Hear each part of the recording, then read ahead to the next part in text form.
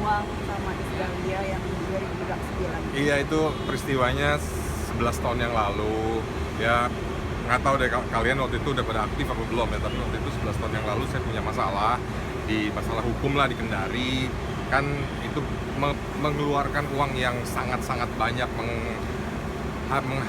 mengharuskan menghabiskan dana saya, apa ya, semua yang saya punya tuh habislah semuanya gitu, karena memang kan prosesnya harus bolak-balik Jakarta Kendari gitu kan, hampir sebulan tuh bisa 2-3 kali gitu. Nah, dalam satu titik tuh saya bener-bener udah nggak punya apa-apa lagi, cari pinjaman sana sini, bahkan sama teman-teman terdekat pun nggak pernah dapet gitu. Saya akhirnya bener-bener yang frustasi, saya curhat sama Christina waktu itu. Chris, gua bener-bener nggak punya duit nih, gue pinjem duit dong sama lo gitu, buat apa namanya, kasus gua nih pengadilan di Kendari. Soalnya waktu itu udah tahap akhir, kalau gua nggak datang bisa-bisa gua kena imbasnya kan, bisa gue diputusin bersalah gitu. Nah, akhirnya Christina juga waktu itu mungkin lagi drop juga secara ekonomi. Dia bilang, gue cuma bisa bantu lo sekian gitu, tapi gue nggak bisa minjemin ini buat lo aja, dia bilang gitu. Lo kalau mau pinjam coba deh sama Isda. Dia baik banget orangnya gitu. Nah, gue udah menafikan rasa malu gue lah. Waktu itu gue sama Isda sebetulnya belum terlalu dekat gitu, nggak pernah ketemu juga karena memang jarang manggung bersama gitu. Jadi akhirnya gue coba untuk telepon, terus gue memberanikan diri, gue punya masalah begini. Mungkin juga dia sudah dengar dari infotainment, gue punya masalah itu lama banget kan, udah 1 tahun nggak kelar. Akhirnya ya alhamdulillah, berkat izin Allah, Isda tergerak hatinya untuk meminjamkan uang 10 juta gitu buat gue ngurus segala macam lah, tiket apa dan sebagainya. Ya udah, akhirnya gue terselamatkan dengan itu dari orang yang bahkan gue nggak kenal dekat. Nah, ini nih keajaiban Allah nih ya. Jadi kadang-kadang kita tuh pinjam sama orang yang kita anggap udah saudara, udah temen, udah dekat, malah nggak dikasih gitu. Walaupun kita tahu sebetulnya orang ini mampu, tapi ternyata justru dari orang jauh yang nggak kita harapkan, yang entah siapa gitu, tiba-tiba kita malah dapat. Gitu. Ini memang semuanya memang keajaiban Allah. Jadi akhirnya hari itu gue terselamatkan. Besoknya gue bisa berangkat ke Kendari, alhamdulillah bebas, dan utang sama Isdahlia juga sudah selesai. Walaupun dia tidak pernah bilang sebulan ya, 2 bulan ya, nggak seperti itu. Dia cuma bilang pokoknya lo kalau ada rezeki lo balikin deh ke gue gitu. Oke gitu. Akhirnya gue balikin, selesai masalahnya, dan itu sekarang sudah jadi sejarah. Dalam hidup waktu gue. berapa lama mau balikin?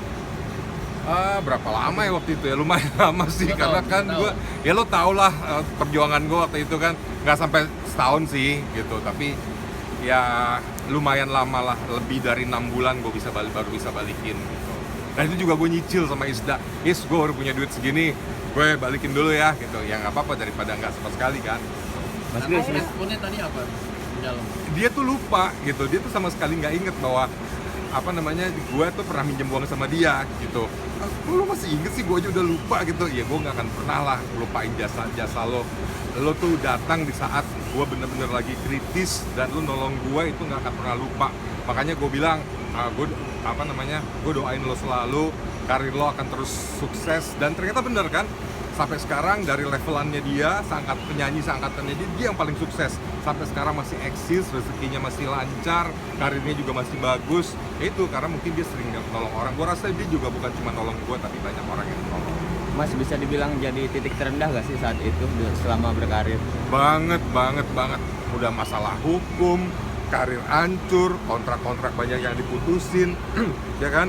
Nama gue jelek, nama gue pokoknya bener-bener udah bukan titik terendah lagi tuh. Sampai apa namanya, kalau gue pikir sih itu gue ditelan bumi bener-bener lah gitu, udah bukan terendah lagi lah kayak gitu. Jadi memang ya itulah, kalau gue tuh suka punya kebiasaan gini, kalau gue berbuat kesalahan gitu ya, mungkin manusia nggak ada yang bisa ngasih tahu gue, jadi yang ngasih tahu gue, yang mengingatkan gue tuh langsung dari Allah gitu. Tapi memang peringatan dari Allah itu memang benar-benar membuka hati dan pikiran gue untuk benar-benar bisa berubah dan memperbaiki diri gitu. Dan buktinya abis itu kan alhamdulillah gue dikasih kesempatan lagi, karir gue bisa take off lagi seperti itu. Banyak pelajaran nggak sih Mas dari kemarin masalah-masalah ini? Banyak banget, terutama masalah hubungan personal antara kita dengan orang-orang terdekat kita yang selama ini kita anggap teman baik, seperti saudara, ternyata bullshit itu semua. Gue kehilangan banyak teman dari situ yang tadinya udah berteman belasan tahun gitu. Ternyata ya elah, gue cuma minjem duit ibaratnya ya 100 ribu aja deh, 200 ribu aja deh. Jawabnya tuh malah ada yang begini, Chris sorry ya, gue kan kita ini kan udah berteman lama, kita nih kan nggak pernah saling berhutang selama ini. Justru nanti kalau kita berhutang, pertemanan kita nih malah jadi nggak enak. Kalau lo nggak bisa bayar gue kan malah jadi kita punya masalah, lo timbul masalah baru lagi. Iya bener sih, cuman kan gue nih lagi kepepet gitu, ini hidup mati gue gitu. Kalau lo nggak minjemin duit gue dan gue tahu lo ada gitu loh, lo dan suami lo tuh ada, lo mampu gitu, dan gue pasti akan balikin gitu. Ini udah jadi curhat deh gue. Iya kan, masa sih lo nggak mau nolong gue? Lo temen sama gue tuh udah belasan tahun, bahkan mau puluhan tahun gitu. Jadi ya udah, ternyata memang tetap keke nggak mau minjemin. Ya udah, sampai saat ini gue udah nggak berteman lagi dengan mereka yang punya hati yang seperti itu.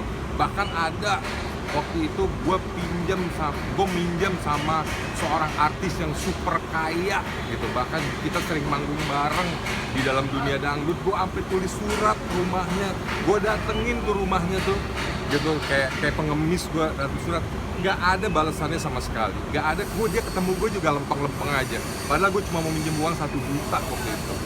Dan ya udah, ternyata seperti itu. Jadi ketemu sama orang yang sebaik Isda itu jarang-jarang banget.